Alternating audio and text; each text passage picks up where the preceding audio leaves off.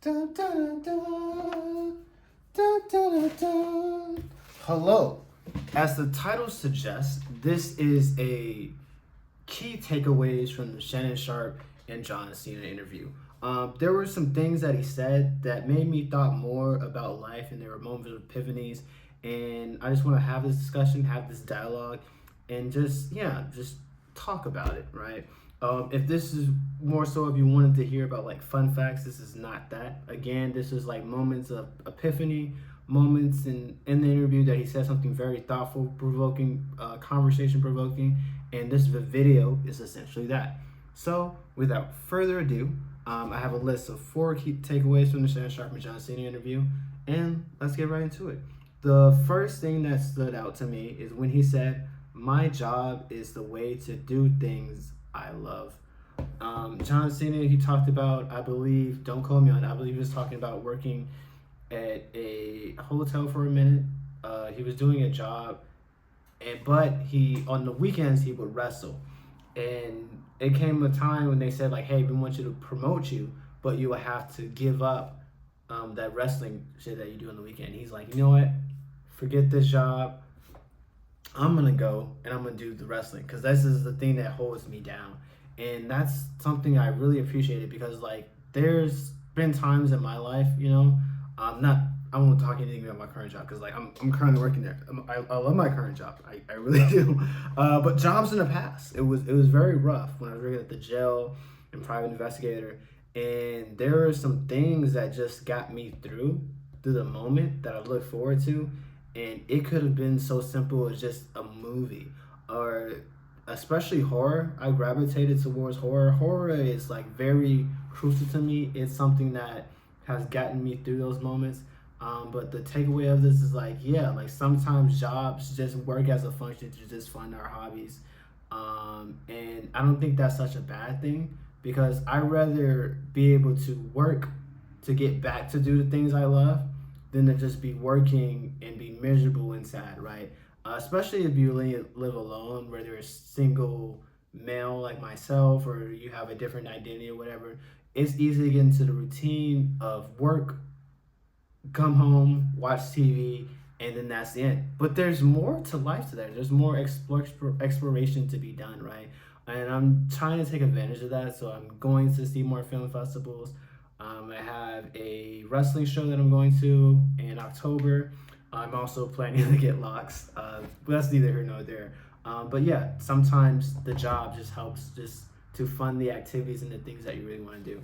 Another takeaway that I take away from the interview is when Shannon asked John, "What is my lowest moment?"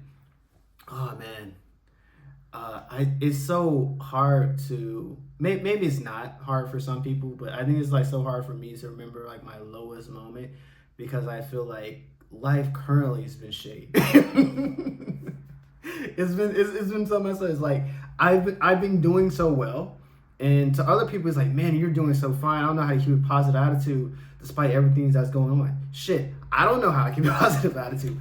I'm good at faking it. I'm not even really faking it. I'm just really excited because there's so many things to be good about it. But like, life is hard, and when I think of my lowest moments, I want to say 2024 because of being in the hospital, having the car accident.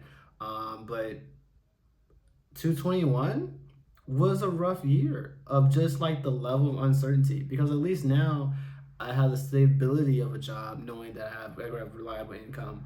But 2020, I didn't have that. I was going from job to job trying to figure things out. And to see where I'm at now, it's not the best, but I definitely came a long way. And I think that's a point of reflection and something to keep in mind. The third thing I took away from the interview is I wanted him to call me. And this was in reference to John and his father. So John, he left home at an early age. He went into business for himself, and his father told him like, "You'll be back within a week or so." And it was his father told him that. He's like, "No, I'm not. Fuck that. I'm gonna make it." And he said in this interview, and he said in previous interviews that he always had the option of going back home, but he decided not to, and that was a choice that he made because he wanted to make it on his own. That's something that I respect him saying, and that's something that I also internalize in a way. My family didn't kick me out or nothing like that at all. Or it was just more so like me just wanting to do things on my own, wanting to become of age and just try this shit out. And I know for a fact that like John, like I have the option of going back home. A lot of people don't have that option. But I still want to make it, you know. There was a time where I didn't know if I would still have a job or not. But I think I'm thank God for things just working out. But push comes to shove, I gotta make it somehow. I gotta get it going. And I think the good thing about me and the good thing that I've been told is that regardless of things that go on in life, that I will make it. And you also have to believe that. But him taking the initiative into making that call, oh man, that's tough, because you have to decide what people in your life that you're willing to do the work with. 9 times out of 10, I'm just like, fuck it. Especially when it's someone new. But with people that are family or long-term friends, it benefits you to do the work. Maybe not in that immediate moment. Sometimes it takes time, you know, away from friends. Because there's been friends that I had that we literally didn't talk for 5 years, went back into it, and what happened. But I think that time, it helps. Some people say time heals all wounds, but don't be afraid to take that initiative. And even if you're not willing to take that initiative, leave the door open.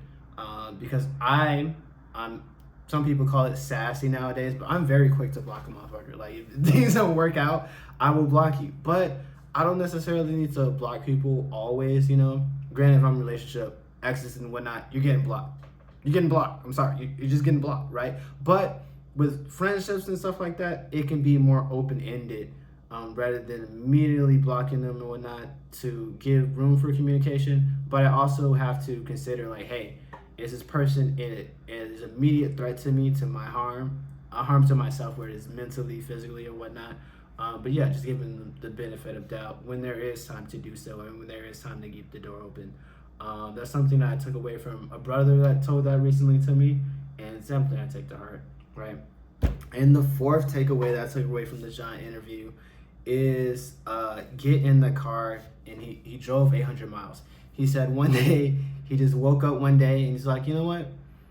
I feel like driving. I haven't drove in a while. And he drove, I don't know where he drove to. I just recently saw the interview. But he drove 800 miles. And by the end of the day, he made it back home and just parked in his driveway. And that's like really the freedom of a free man, to just be able to, I mean, like, come close for a second. We take it for granted so much what we have, like especially me sometimes, like the simplicity of having a car to be able to do different things, to go different places, to be able to get groceries. If I really wanted to, I could take time, because I have a good job. I can take time off. I can go on the open road, go on a trip, come back with whatever, you know, and just like really live.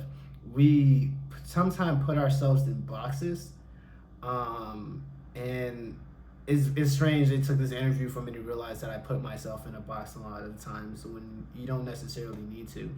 You're free to just do a lot, right? And that's what I took away from it, because like him being able to drive that day, it was so simple, it was so peaceful. But it's like, what can we do in our immediate access? What freedoms do we have? What autonomy do we have to really just enjoy ourselves, to really take advantage of things, right? Yeah, that's all I have for this segment, right? I just wanted to do a quick video about the key takeaways that I had from this Shannon Sharpe and John Cena interview.